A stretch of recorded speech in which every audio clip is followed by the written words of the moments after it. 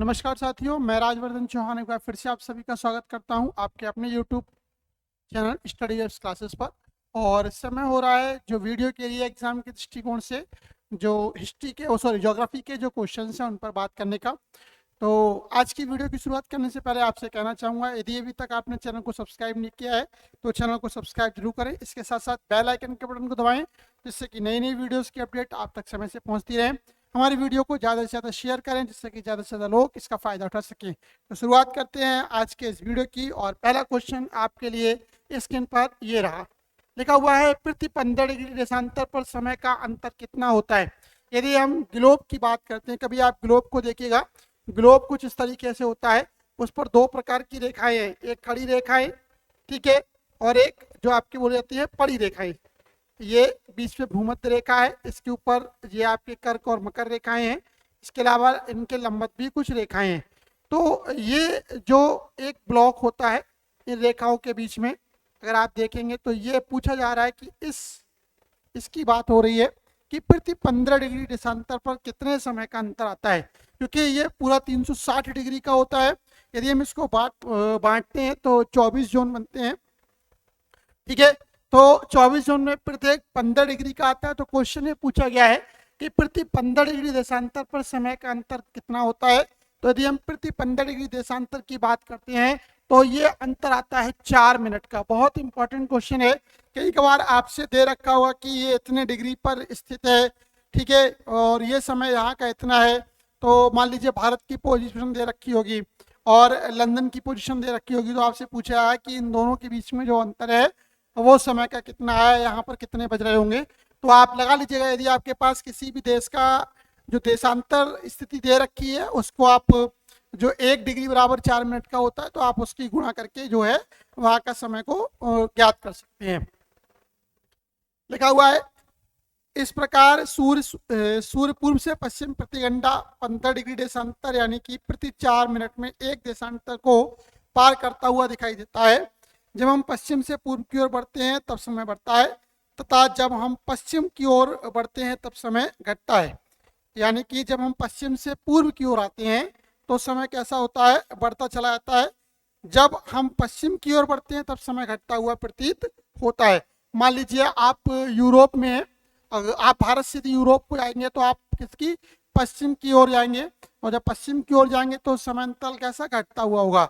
लेकिन यदि आप यूरोप से भारत की यात्रा कर रहे हैं तो समय कैसा होगा, बढ़ता हुआ चला जो है प्रतीत होगा। चलिए क्वेश्चन नंबर 2 की ओर बढ़ते हैं। क्वेश्चन नंबर 2 क्या है, जरा स्क्रीन पर आपके सामने ये लिखा हुआ है। लिखा हुआ है जीएमटी और आईएसटी समय के बीच के समय का अंतर क्या है।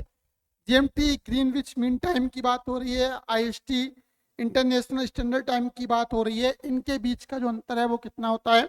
तो इन दोनों के बीच का जो अंतर होता है वो 5.5 घंटे का होता है। यानी कि आप यूरोप यानी कि पूर्व और पश्चिम के बीच यदि आप समय की गणना करेंगे तो 5.5 घंटे का अंतराल निकल कर आता है। तो क्वेश्चन यही पूछा गया है कि जीएमटी और आईएसटी के बीच का जो समय अंतराल है वो कितना है। तो जीएमटी और आईएसटी के बीच समय अंतराल जो है वो 5.5 घंटे का है। ऑप्शन है 4, 5, 6 और इनमें से कोई नहीं। तो यहाँ पर सही आंसर डी यानी कि इनमें से कोई नहीं जाता है। सही है।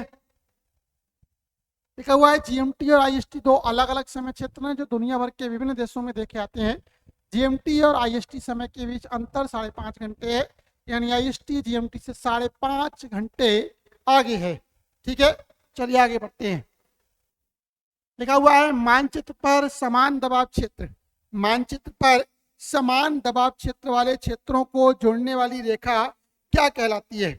मानचित्र पर समान दबाव वाले क्षेत्रों को जोड़ने वाली रेखा क्या है।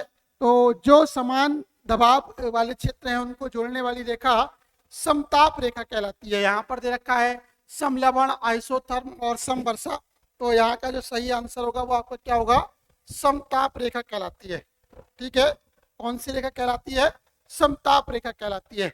ये क्या है, ये मानचित्र पर जो समान दबाव वाले क्षेत्र हैं उनके बीच आपस में एक कोरिलेशन यानी कि एक संबंध स्थापित करती है। लिखा हुआ है मौसम के नक्शे पर समान दबाव वाले बिंदुओं को जोड़ते हुए खींची गई एक रेखा को समताप रेखा कहा जाता है। समताप रेखा समुद्री स्तर के दबाव से उत्पन्न होती है। ऐसे नक्शे उच्च और निम्न दबाव वाले क्षेत्रों का पता लगाने के लिए उपयोगी होते हैं, जो सतह चक्रवात और प्रति चक्रवात से संबंधित होते हैं। यानी कि जहां पर ये दबाव ज्यादा या कम होता है, ये दबाव की स्थिति ही समुद्रों में चक्रवात और प्रति चक्रवात की स्थिति को जो है उत्पन्न करती है। चलिए अगले क्वेश्चन की ओर बढ़ते हैं। क्वेश्चन नंबर 4 देखते हैं। क्वेश्चन नंबर 4 क्या कहता है। लिखा हुआ है यदि वायुमंडल ना होता तो आकाश कैसा होता। देखिए वायुमंडल क्या है। वायुमंडल बहुत सारी गैसों का एक है कि वायुमंडल में बहुत सारी गैसें भरी हुई हैं, और ये गैसें क्या है कि जो सूर्य का प्रकाश है उनके लिए क्या है, एक माध्यम प्रोवाइड करती हैं।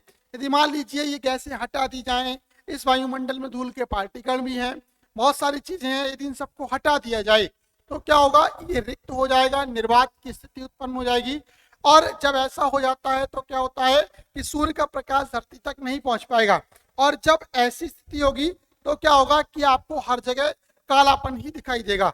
तो एक क्वेश्चन अक्सर पूछा जाता है कि अंतरिक्ष यात्रियों को आकाश कैसा दिखाई देता है, क्योंकि अंतरिक्ष में जब हम जाते हैं, अंतरिक्ष यात्री जब आकाश से पहुंचते हैं तो वहां पर कोई भी वायुमंडल नहीं है। वायुमंडल से जैसे ही वो पृथ्वी की सतह से ऊपर पहुंचते हैं तो वहां पर कोई वायुमंडल नहीं है, वहां पर केवल हीलियम और हाइड्रोजन गैसेज हैं, और इसीलिए वायुमंडल की उपस्थिति ना होने के कारण उनको आकाश काला दिखाई देता है। तो इसीलिए यहाँ पर ये कैसा दिखाई देगा, काला दिखाई देगा। ठीक है, यदि वायुमंडल ना हो तो कैसा दिखाई देगा, तो ये जो आकाश है वो कैसा होगा, आपको काला दिखाई देगा। क्योंकि आपने पढ़ा है सूर्य का प्रकाश 7 रंगों में बढ़ जाता है। बेबग्योर की थ्योरी काम करती है, प्रकीर्णन का जो सिद्धांत है वहां पर काम करता है, तो इसलिए आकाश का रंग आपको नीला दिखाई देता है। ठीक है, ये लिखा हुआ है यदि वायुमंडल ना हो तो हमें आकाश काला दिखाई देगा, क्योंकि वायुमंडल के ना होने से सूर्य के प्रकाश को फैलाने के लिए माध्यम ही नहीं होगा। क्वेश्चन नंबर 5 की ओर बढ़ते हैं। क्वेश्चन नंबर 5, समुद्र तल पर सामान्य वायुदाब कितना होता है। क्वेश्चन नंबर 5, समुद्र तल पर सामान्य वायुदाब कितना होता है। यदि हम समुद्र तल की बात करते हैं तो वहां पर सामान्य वायुदाब 1013.25 मिली बार होता है। कितना होता है, 1013.25 यानी कि 1013.25 मिली बार होता है। ये दाब को मापने की एक, कहते हैं कि दाब को मापने का जो मात्रक होता है वो मिली बार में मापता है। प्रेशर की बात होती है कि कितना वहां पर प्रेशर है। गुरुत्वाकर्षणीय बल और समुद्र का जो जल है उसके कारण ये दाब की स्थिति उत्पन्न होती है। तो क्वेश्चन यही है कि समुद्र तल पर सामान्य वायुदाब क्या है। तो समुद्र तल पर सामान्य वायुदाब कितना है आपका, 1013.25 मिली बार। सही उत्तर 1013.25 मिली बार है। समुद्र तल पर सामान्य वायुदाब इतने मिली बार है जो दे रखा है यहाँ पर 1013.2। सतह पर हवा गुरुत्वाकर्षण के कारण सघन है, जिससे अधिक दबाव पड़ता है। वायुदाब को पारा बैरोमीटर या एरोइड बैरोमीटर का उपयोग करके मापा जाता है।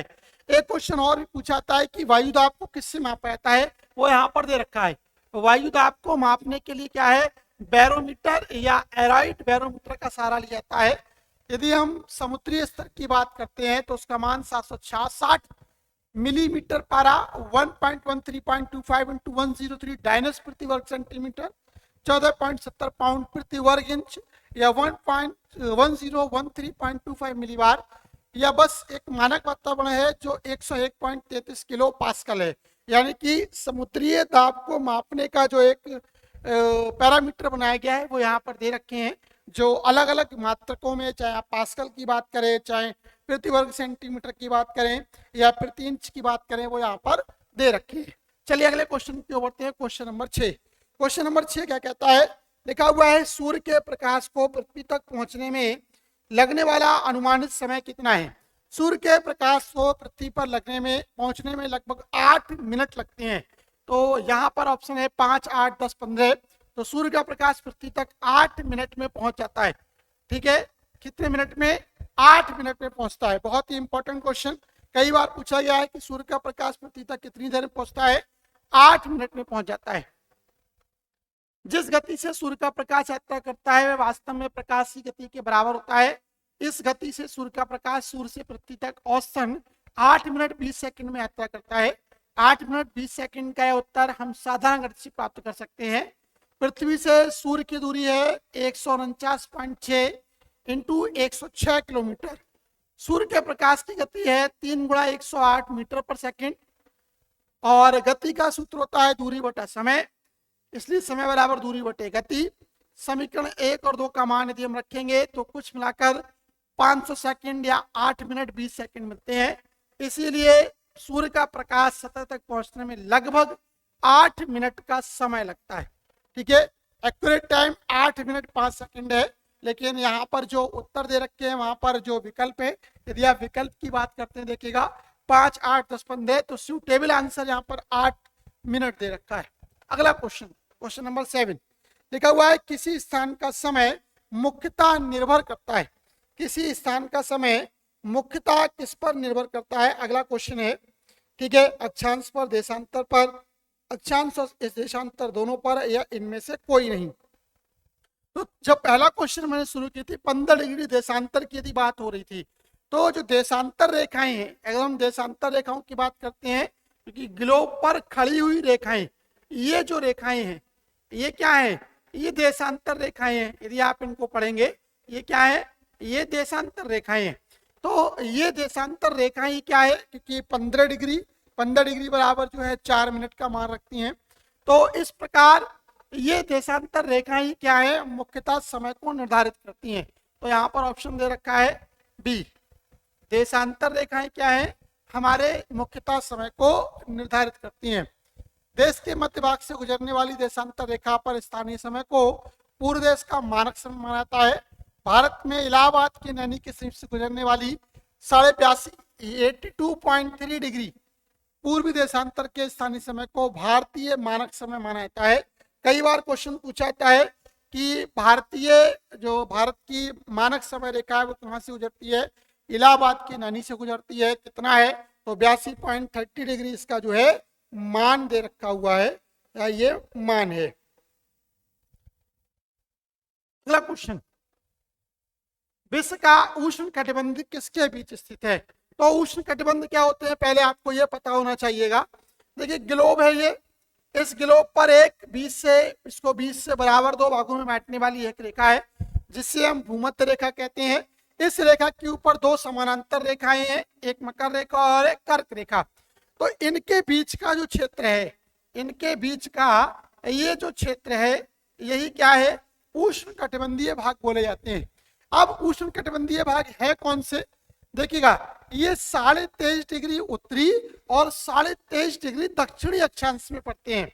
यदि आप इनकी बात करते हैं रेखाओं की, तो ये 23 degree north and 23 degree south pole पर जो है डिपेंड करते हैं। तो 23 डिग्री कहाँ पर आता है, देखिएगा ए ऑप्शन में दे रखा है, आंख बीच के लगा दीजिएगा, क्योंकि बाकी में 10, 66 और 5 ये गलत है। 23.5 डिग्री उत्तरी अक्षांश और 23.5 डिग्री दक्षिणी अक्षांश क्या है, उष्ण कटिबंधीय भागों में आते हैं, या विषुवत रेखीय कर्क रेखा और जो मकर रेखा के बीच में जो टाइम स्थान है वो इसमें शामिल किया जाता है। डिस्क्रिप्शन, उष्ण कटिबंधीय पृथ्वी की सबसे गर्म मध्य पट्टी और मकर रेखा तथा कर्क रेखा के बीच के क्षेत्र को संदर्भित करता है, जिसकी विशेषता एक गर्म जलवायु है। यह 23.5 डिग्री उत्तरी अक्षांश और 23.5 डिग्री दक्षिणी अक्षांश के बीच में स्थित है। इसे सबसे गर्म क्षेत्र के रूप में भी जाना जाता है, क्योंकि यह भूमध्य रेखा के बहुत करीब है और सूर्य की किरणें इस पर सीधी पड़ती हैं। चलिए क्वेश्चन नंबर 9 की ओर बढ़ते हैं। क्वेश्चन नंबर 9 क्या कहता है, जरा ध्यान दीजिएगा। क्वेश्चन नंबर 9, क्वेश्चन नंबर 9 लिखा हुआ है कौन सा द्वीप एशिया महाद्वीप में नहीं है, बोर्नियो, होन्शु, मिंडानाओ और तस्मानिया।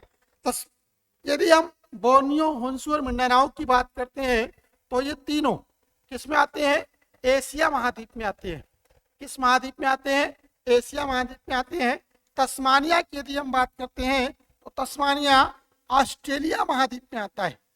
कौन से महाद्वीप में आता है, ऑस्ट्रेलिया महाद्वीप में आता है। तो इस प्रकार यहाँ पर जो डी ऑप्शन है तस्मानिया, वो कहाँ पर आएगा, वो ऑस्ट्रेलिया महाद्वीप में आएगा, इसलिए ये यहाँ से अलग है। यदि हम बात करते हैं इस द्वीप की तो ये ऑस्ट्रेलिया से 240 किलोमीटर की दूरी पर स्थित है।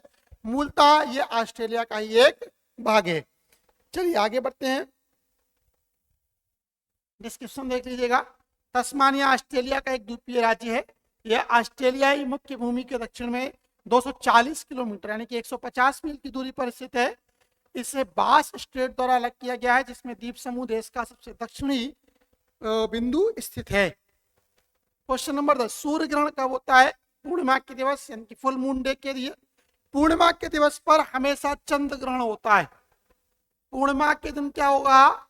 चंद्र ग्रहण होगा। पूर्णिमा के दिन चंद्र ग्रहण होता है। नो मून डे यानी कि अमावस्या के दिन, बात हो रही है अमावस्या की, तो सूर्य ग्रहण सदैव अमावस्या को ही लगते हैं।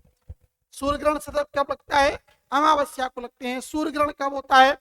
जब सूर्य और पृथ्वी के बीच में कौन आ जाता है? चांद आ जाता है। ठीक है। हाफ मून डे ये भी नहीं है, इनमें से कोई नहीं, ये भी नहीं, यानी कि बी ऑप्शन। देखिएगा, विज्ञान के अनुसार सूर्य ग्रहण नो मून डे वाले दिन होता है। सूर्य ग्रहण सूर्य और पृथ्वी के बीच चंद्रमा के आने के कारण होता है। कभी कभार ये क्वेश्चन बहुत पूछी जाती है कि सूर्य ग्रहण कब होता है? सूर्य पृथ्वी चंद्रमा की सीध में एक सीध में आने पर, सूर्य चंद्रमा या पृथ्वी के एक सीध आने पर, या पृथ्वी सूर्य, इस तरीके से ऑप्शन दे रखे होते हैं। तो सूर्य ग्रहण कब होता है? जब सूर्य चंद्रमा और पृथ्वी एक समान रेखा में, एक सीधी रेखा में आते हैं, सीधी रेखा में आते हैं। क्योंकि अगर आप देखिएगा, कभी अगर आपने देखा होगा, क्योंकि सूर्य के यदि आप बात करते हैं, सूर्य इस तरीके से चमक रहा है, सूर्य की ये और ये सूर्य है। अगर इसके आप प्रदक्षिणा पथ को देखेंगे इस तरीके से, क्योंकि सूर्य के चारों ओर पृथ्वी घूम रही है और पृथ्वी के चारों ओर चंद्रमा घूम रहा है, तो कभी कभार ऐसी कंडीशन बनती है कि यहाँ पर जो होता है वो चांद आ जाता है और धरती यहाँ पर आ जाती है। ठीक है, ये क्या है आपकी? ये आपकी पृथ्वी है, ये आपकी पृथ्वी है, और ये आपका चांद है, और ये आपका क्या है? सूर्य है। जब ये कंडीशन बनती है, तीनों एक सीधी रेखा में आ जाएंगे, तो क्या होता है आपका? वहां पर सूर्य ग्रहण होता है। ठीक है जी। लिखा हुआ है एक दिन में यानी 24 घंटे में ज्वार कितनी बार आता है? देखिएगा, हमने पढ़ा है कि सूर्य की पृथ्वी की परिभ्रमण गति के कारण, परिक्रमण गति के कारण क्या होता है कि धरती पर ज्वार और भाटा आते हैं। ज्वार क्या होता है? समुद्री जल का ऊपर उठना ज्वार बोला जाता है, और भाटा होता है समुद्री जल का गिरना।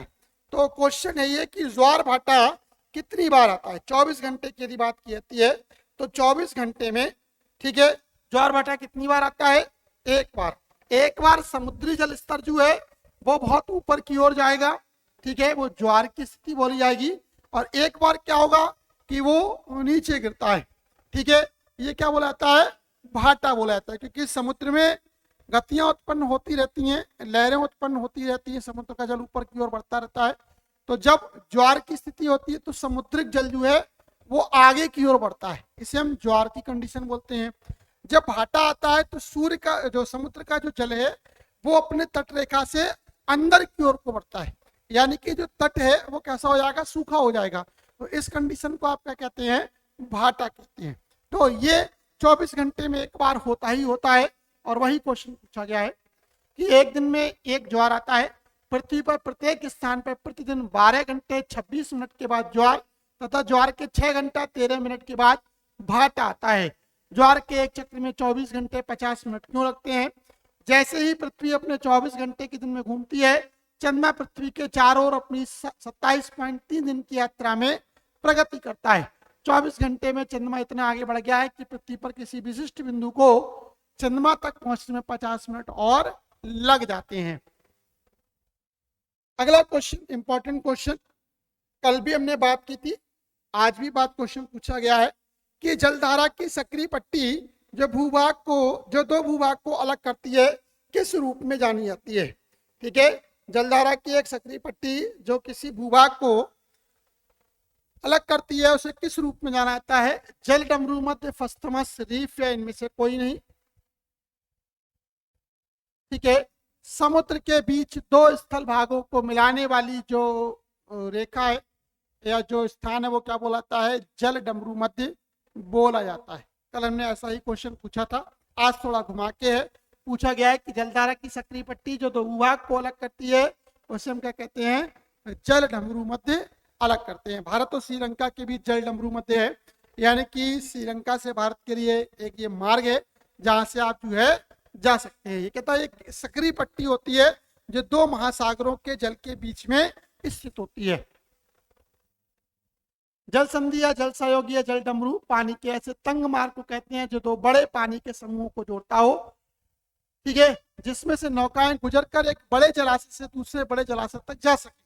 इसका भौगोलिक आकार डमरू जैसा होता है, जिसके दो बड़े जलीय भागों के मध्य में जल संधि होती है, इसीलिए इसे जल डमरू मध्य भी कहते हैं। चलिए क्वेश्चन नंबर 13 की ओर बढ़ते हैं। 13 क्या कहता है, जरा देखते हैं। क्वेश्चन नंबर 13 लिखा हुआ है, आइसोहलाइन मानचित्र पर महासागर में बराबर दर्शाने वाली रेखा है, ठीक है, क्या दर्शाती है? आइसोहलाइन की बात हो रही है, ये रेखा क्या दर्शाती है? तो आइसोहलाइन रेखा जो होती है समुद्रों में, खासतौर से महासागरों की यदि हम बात करते हैं तो वहां पर लवणता की स्थिति को दर्शाने वाली एक रेखा होती है, ठीक है। गहराई घनत्व ये कोई आंसर नहीं है। लवणता को दर्शाने वाली रेखा क्या बोली जाती है? आइसोलाइन बोली जाती है।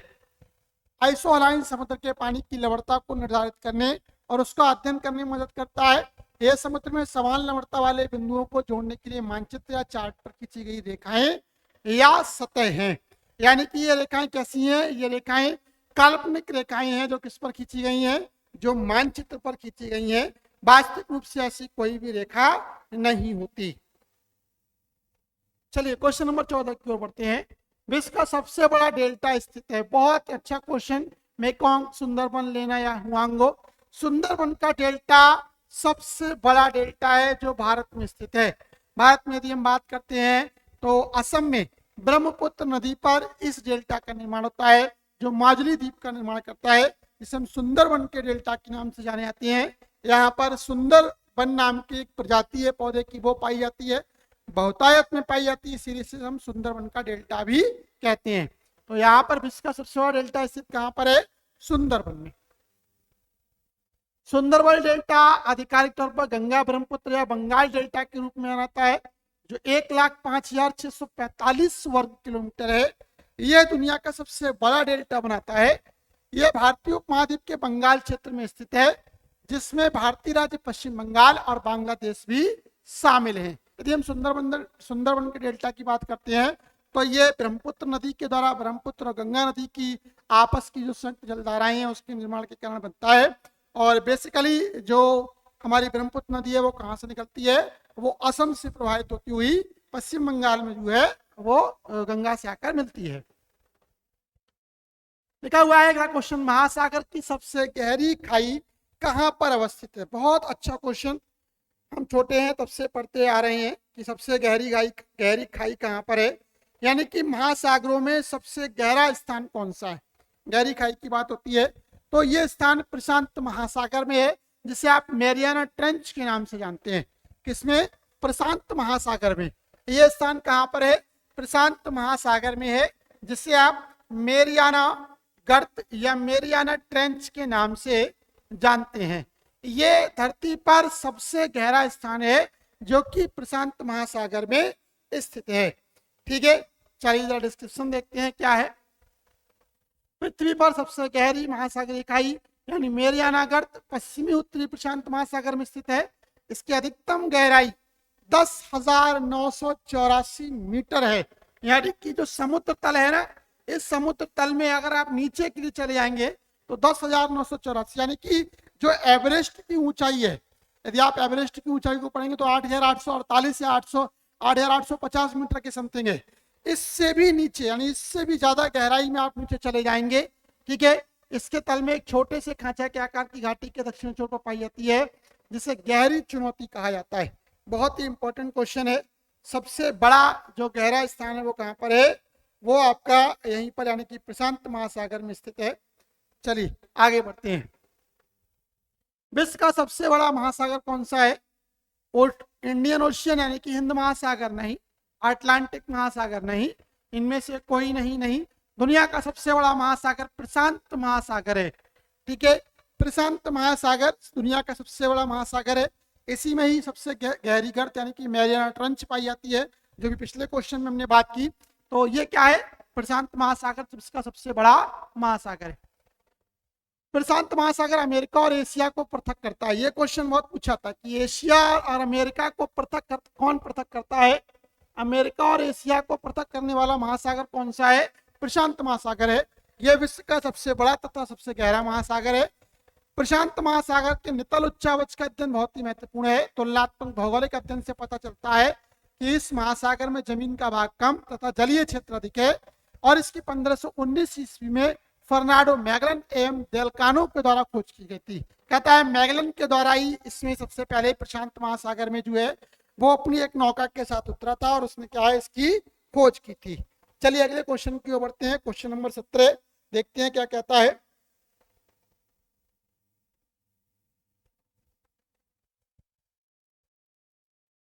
अगला क्वेश्चन है, विश्व का सबसे बड़ा समुद्र कौन सा है। ठीक है, कैरिबियन सागर है, भूमध्य सागर है, दक्षिण चीन सागर है, इनमें कोई नहीं। देखिए अगर हम बात करते हैं महासागरों की तो प्रशांत महासागर है, लेकिन सागर वो जलराशि है जो महासागर से छोटी जलराशि है, महासागर से छोटी है। ठीक है, तुलनात्मक रूप से छोटी है। तो भूमध्य सागर नहीं आता है, कैरिबियन सागर नहीं आता है, दक्षिण चीन सागर जो है वो सबसे बड़ा समुद्र है। दक्षिण चीन सागर जो है वो दुनिया का सबसे बड़ा जो है समुद्र है। डिस्क्रिप्शन देखते हैं, लिखा हुआ है दक्षिण चीन सागर चीन के दक्षिण में स्थित एक सीमांत सागर है। यह प्रशांत महासागर का एक भाग है जो सिंगापुर से लेकर ताइवान की खाड़ी लगभग 35 लाख वर्ग किलोमीटर में फैला हुआ है। 5 महासागरों के बाद यह विश्व के सबसे बड़े जल क्षेत्रों में से एक है। विश्व की सबसे बड़ी नदी कौन सी है, लंबाई की बात हो रही है। नील नदी, अमेजोन नदी, कांगो नदी और इनमें से कोई नदी। यदि हम विश्व की सबसे बड़ी नदी की बात करते हैं तो ये नील नदी है। ठीक है, नील नदी विश्व की सबसे बड़ी नदी है जो बाद में किसमें, भूमध्य सागर में जाकर विलीन हो जाती है। दुनिया की सबसे लंबी नदी नॉर्थ ईस्ट अफ्रीका में बहने वाली नील नदी है। नील नदी की लंबाई 6650 किलोमीटर है, यानी कि 4132 मील है। नील नदी अफ्रीका की सबसे बड़ी नदियों में से एक है। ये दक्षिण अफ्रीका की सबसे बड़ी झील विक्टोरिया से निकलकर विस्तृत सहारा मरुस्थल के पूर्वी भाग को पार करती हुई भूमध्य सागर में गिरती है। अगर पूछा जाए नील नदी का उद्गम कहाँ से होता है तो नील नदी का उद्गम आपका विक्टोरिया झील से होता है जो कि अफ्रीका में स्थित है।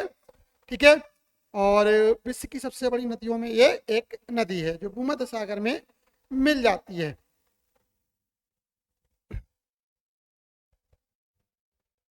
क्वेश्चन नंबर 19, विश्व का सबसे ऊंचा जलप्रपात कहां पर स्थित है।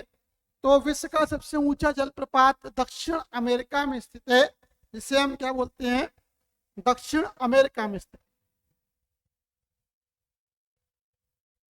कहां पर स्थित है, दक्षिण अमेरिका में।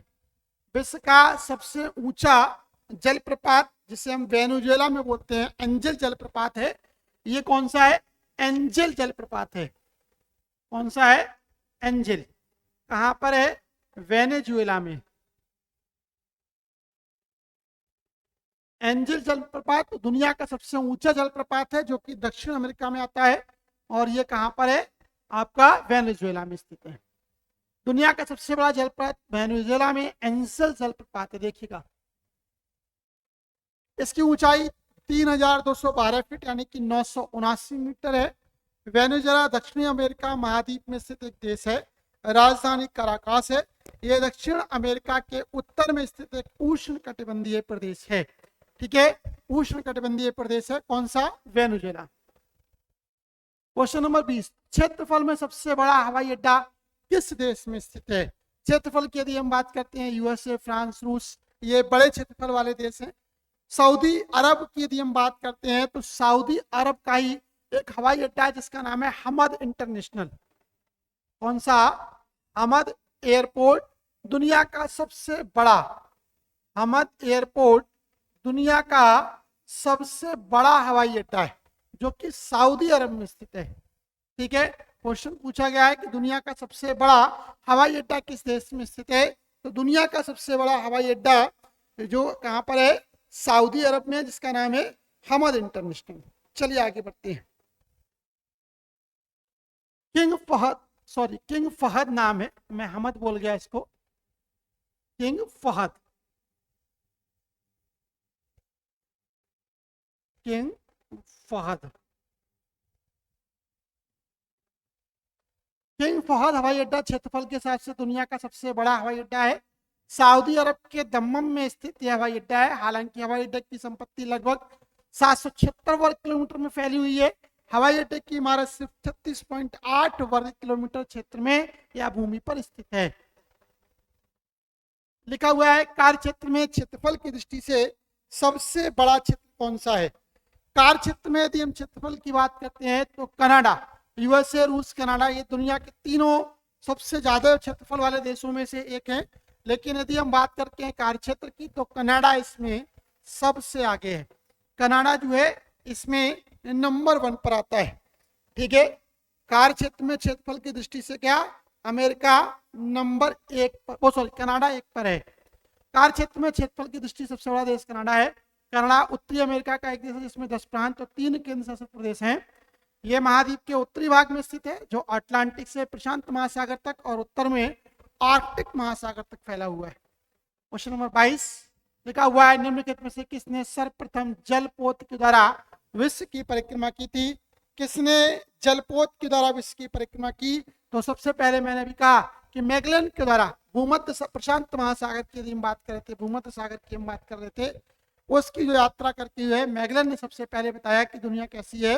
उसने दुनिया के चारों ओर एक चक्कर लगाया था मैगलन। फर्डिनेंड मैगलन विश्व की परिक्रमा करने वाले प्रथम नाविक थे। फर्डिनेंड मैगलन एक पुर्तगाली खोजकर्ता थे जिन्होंने 1519 से 22 तक ईस्ट इंडीज में स्पेनिश अभियान का आयोजन किया। वह स्पेन के राजा चार्ल्स प्रथम की सेवा में था। इसके परिणाम स्वरूप जुआन सेबेस्टियन एल्कानो द्वारा पूरी की गई पृथ्वी की पहली जल यात्रा हुई। फर्डिनेंड मैगलन ने मैगलन जलडमरू मध्य की खोज की जो अटलांटिक और प्रशांत महासागरों के बीच का मार्ग बनाती है। ठीक है, क्वेश्चन नंबर 23 क्या है, दक्षिण अमेरिका महाद्वीप में क्षेत्रफल में सबसे बड़ा देश कौन सा है।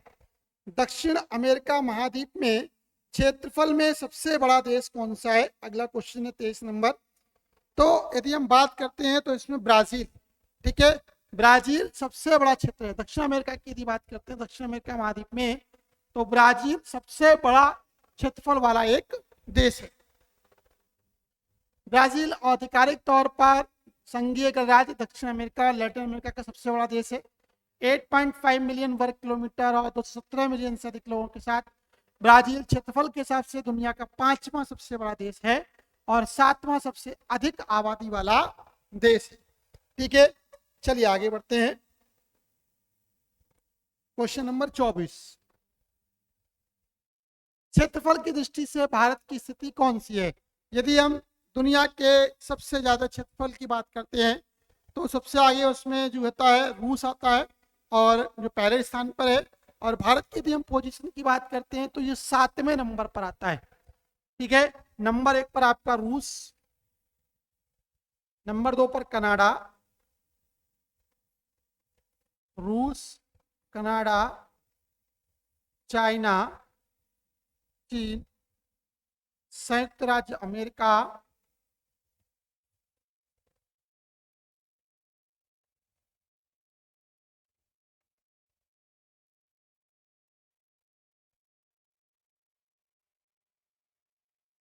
पांचवें पर ब्राजील,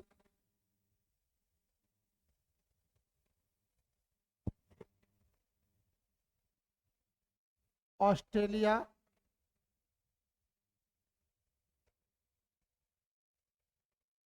और फिर 7वें पर आती है इंडिया यानी कि भारत। ये 7 देश हैं जिनको क्षेत्रफल भारत दुनिया में सबसे ज्यादा है। तो भारत की पोजीशन 7वीं है। भारत दक्षिण एशिया में स्थित भारतीय उपमहाद्वीप का सबसे बड़ा देश है। भारत भौगोलिक दृष्टि से विश्व का 7वां सबसे बड़ा देश है, जबकि जनसंख्या के दृष्टिकोण से चीन के बाद दूसरा सबसे बड़ा देश है। जो अभी आधिकारिक आंकड़े आ रहे हैं उसके अनुसार भारत दुनिया में पहले स्थान पर पहुंच चुका है।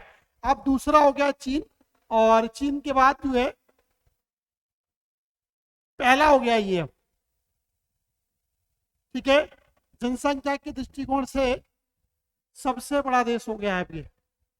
सही है, अभी आधिकारिक आंकड़े आए हैं, उसके अनुसार भारत की आबादी 2035 में 2023 में सबसे ज्यादा हो गई है। ठीक है, भारत के पश्चिम में पाकिस्तान, उत्तर पूर्व में चीन, नेपाल और भूटान, पूर्व में बांग्लादेश और म्यांमार स्थित हैं। आज का अंतिम क्वेश्चन, विश्व में जनसंख्या में तीसरा सबसे बड़ा देश कौन सा है? विश्व की जनसंख्या में तीसरा सबसे बड़ा देश कौन सा है? बात ये हो रही है, विश्व की जनसंख्या की यदि हम बात करते हैं, तीसरे सबसे बड़े देश की बात करते हैं, तो USA, United state of America सबसे बड़ा आबादी वाला देश है, तीसरा सबसे बड़ा। ठीक है, विश्व में जनसंख्या में तीसरा सबसे बड़ा देश कौन सा है? USA, United state of America है। 325 मिलियन जनसंख्या के साथ संयुक्त राज्य अमेरिका तीसरे स्थान पर आता है। जनसंख्या के मामले में दुनिया के सबसे बड़े देश चीन और भारत हैं। दोनों देशों की आबादी अब 1 अरब से अधिक है। अमेरिका की जनसंख्या किसी भी अन्य विकसित देश की तुलना में तेजी से बढ़ रही है। 1990 और 2000 के बीच लगभग 33 मिलियन लोगों को संयुक्त राज्य अमेरिका की आबादी में जोड़ा गया था। तो ये थे आज के 25 क्वेश्चन। यदि आपको ये क्वेश्चन अच्छे लगे हो तो इस वीडियो को ज़्यादा से ज़्यादा लोगों के बीच में शेयर करें, जिससे कि ज़्यादा से ज़्यादा लोग इसका फायदा उठा सकें। आज के लिए फिलहाल इतना ही, मिलते हैं कल कुछ नए क्वेश्चंस के साथ, कल की एक नई वीडियो में।